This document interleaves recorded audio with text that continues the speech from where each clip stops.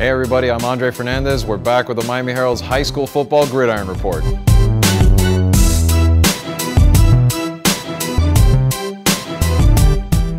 Manny gone again, third time in 4 weeks. Yeah, or 4 out of 5. I don't know. I think you scared him away last time. I scared him away. I'm too intimidating for him, I guess. I guess I must be winning all these picks.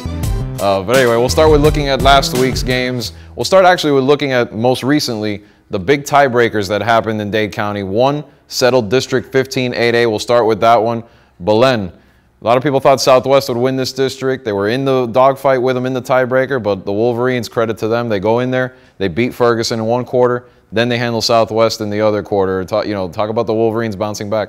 Right, Belen wins the tiebreaker, and they bounce back after first getting to the tiebreaker. Let's talk about that. They lose to Ferguson on that simultaneous possession. Almost looked like the Packers and Seahawks in that Monday night game. Ty went to the defensive back in that one. Right, and we didn't have the backup FHSAA referees for this game, though. No, we didn't. But Ferguson won that one.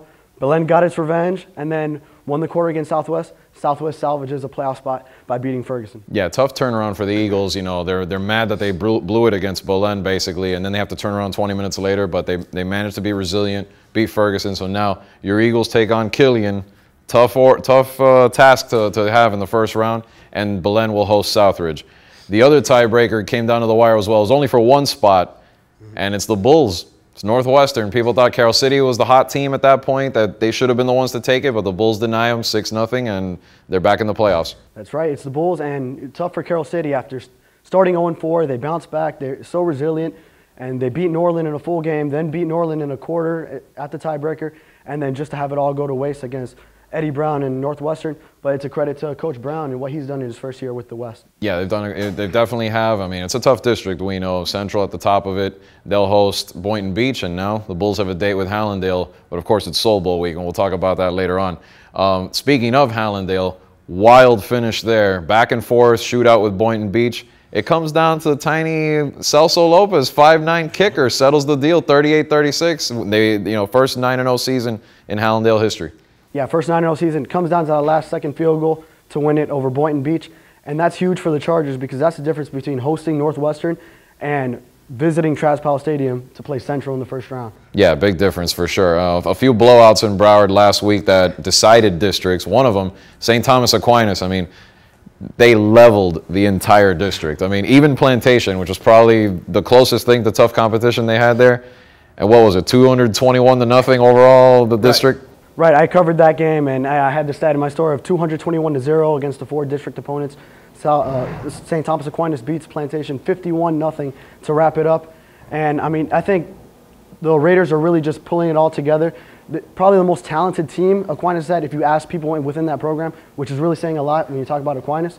But now all these star players, highly recruited players, they're all finding their niche and finding their role. And you see it with Devante, Peete, and Sam Bruce finally having breakout games after struggling earlier this season. Yeah, everything seemed to click after that Miramar win, and they'll host Matter Academy in the first round. All right, another district championship game in Broward was American Heritage for the 3rd year in a row, just absolutely leveling Cardinal Gibbons, 50-0 in that one. And now Heritage is sitting comfortably at home waiting for Immokalee. Talk about the Patriots. Yeah, Heritage, I mean, to win 50-0 and blow Gibbons out for a 3rd year in a row the way they did. And just to bounce back against Gibbons after losing to Delray American Heritage. You thought they slipped up there, but they bounced right back. And Andre, what happened to Gibbons after starting 6-0? They lose 3 in a row, and they're getting blown out. Yeah, I mean, the schedule, I think, caught up to them a little bit. I mean, an improved Jackson team at this school that went in there and got a hard-fought win, and a little rebuilding has to happen at Cardinal Gibbons.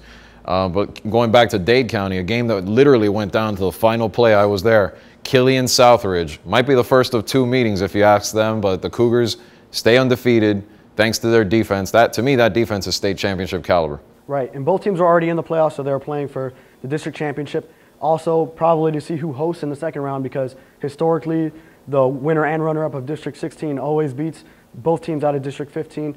So Southridge has to go to Belen, potentially, so that could be troublesome in a way, but it's likely that they end up. It's not going to be easy for Southridge because Belen, especially at home, plays very well. We've seen it historically. When they get a team down there in the afternoon, they're very hard to beat. But should the Spartans get past it, they can hang with Killian. I think they proved that last week. That's a team that's on the rise, well on their way. Absolutely.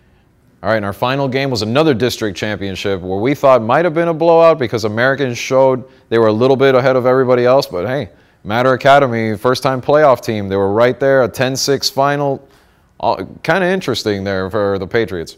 And that's a testament to what Coach Javi Valdez has done with the Lions to keep them that close with American just in his second year there. But Coach White at American, first year, he's got them going into the postseason, and they host Plantation instead of having to visit St. Thomas Aquinas. Another huge difference in first-round matchup. Yeah, and they've lost to Plantation the last couple of years in the playoffs, but I have a feeling this year the trend is going to reverse. All right, check out our pick segment.